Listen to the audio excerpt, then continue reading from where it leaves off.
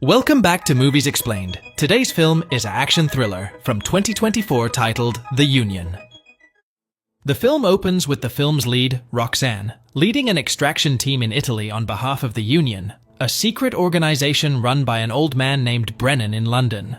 Roxanne tells her team to gear up and extract a former analyst from his hotel room, who has stolen some risky information and is on the run. Led by Nikki, the team secures the intel device and puts a bag over the boy's face before taking him to their runaway van.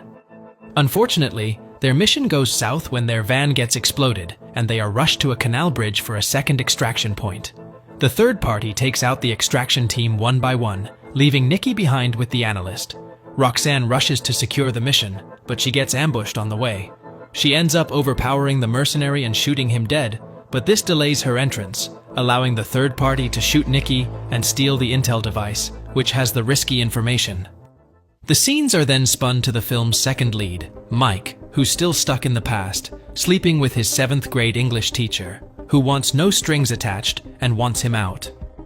When Mike walks downstairs, he comes across her son, who's about his age and a successful bank manager. He comes home to his mother, who has the ears of a bat and the eyes of a hawk, who knows Mike was with his English teacher.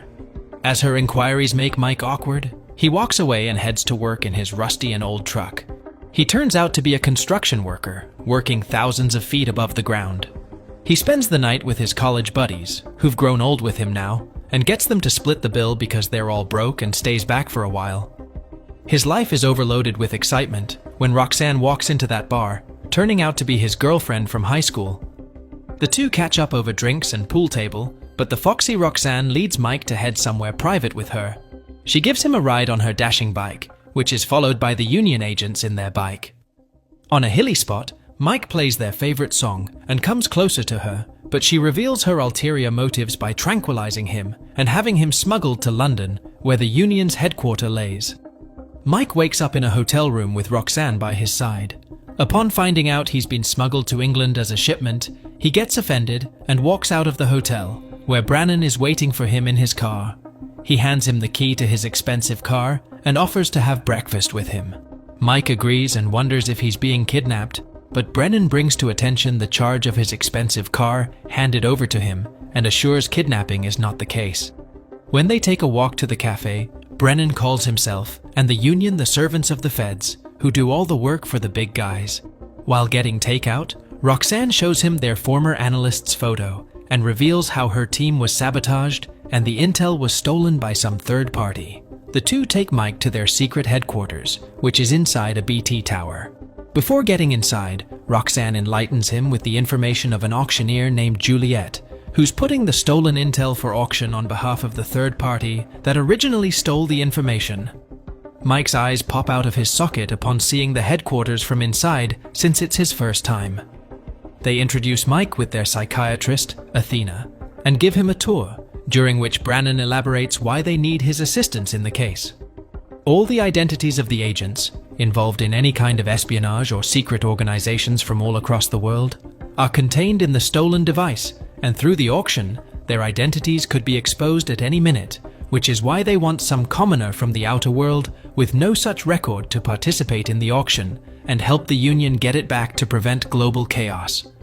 Next, they take him to Frank, their physical trainer, who spars with him on the spot. Brennan gives Mike some time to form his answer, so he walks out on them. Roxanne goes after him, trying to convince him, but Mike calls her out for vanishing right after high school without giving him closure. Despite their differences, he returns that evening and turns himself in for the mission. They begin his 2-week physical and psychological training with Frank and Athena.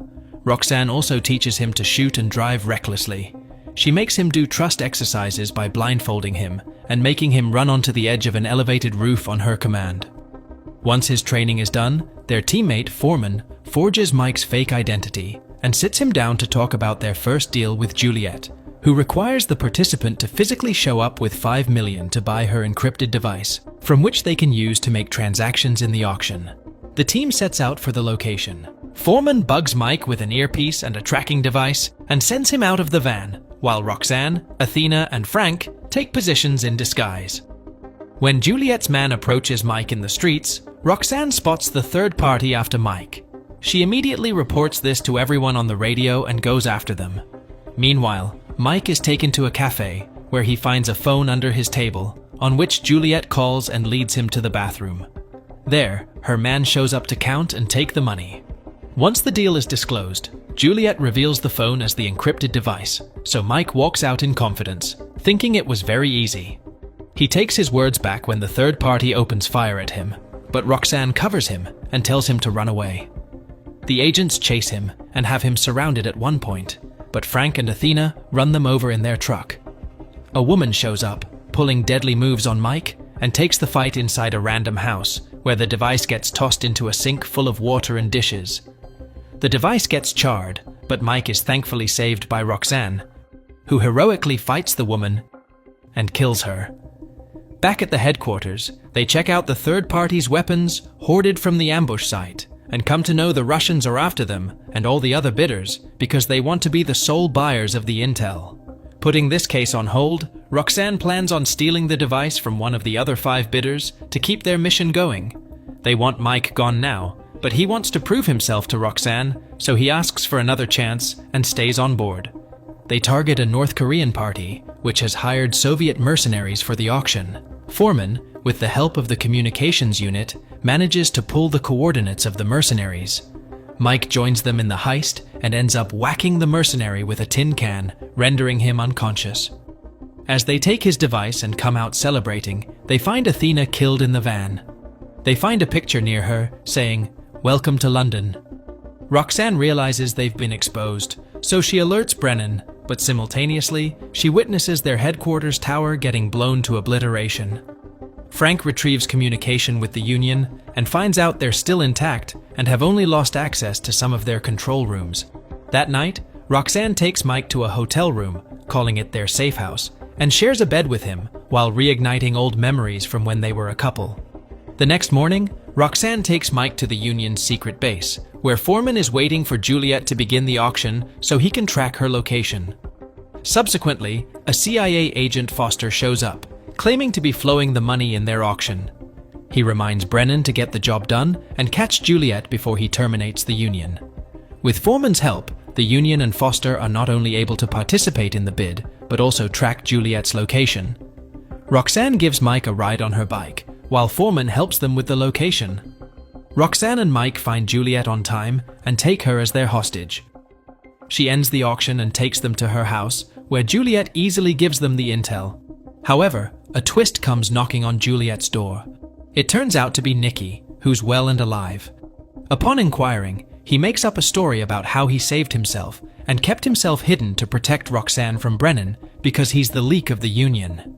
He successfully pins Roxanne against him, saying the intel contains the information of the terrorists that have ever worked with the United States government, and Brennan would kill to get the intel. When Mike intervenes and questions his authority over Roxanne, he reveals that he's her husband.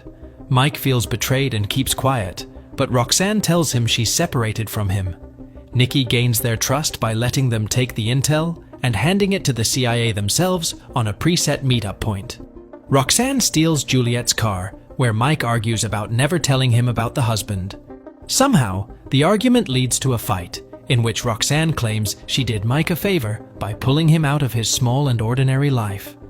Mike immediately gets off the car and visits a bar, where he video calls his friends and lets them know he's doing fine. The next morning, Mike shows up at the bridge and reconciles with Roxanne, promising to stick by her side until the mission is over. There, Nicky calls Roxanne and reveals himself as the mole who's working with Juliet. The previous night, he engaged them and allowed Juliet to switch the intel, revealing he's on his way to sell the real intel to the Iranian party.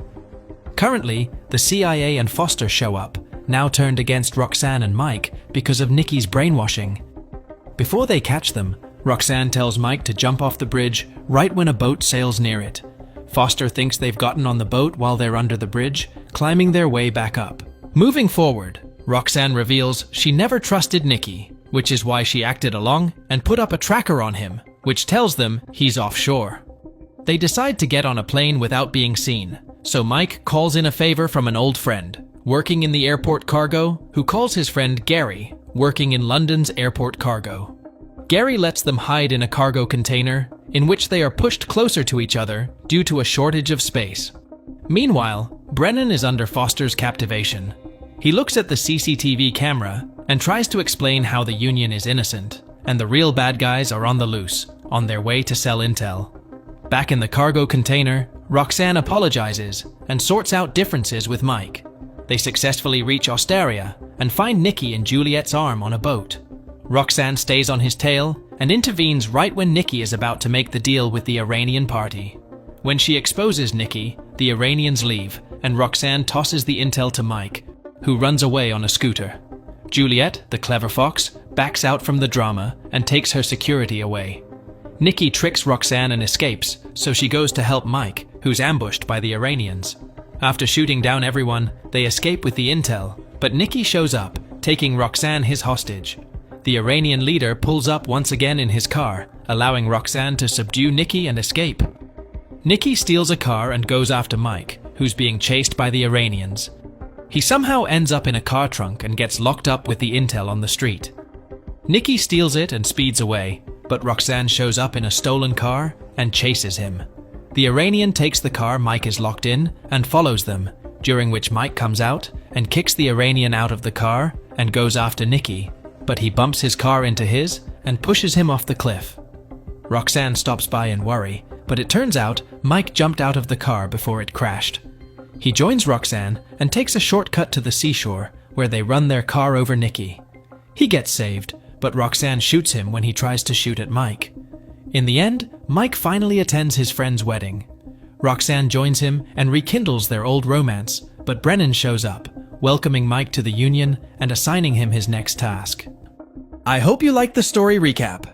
Don't forget to like and subscribe to our channel. Thank you for watching and see you next time.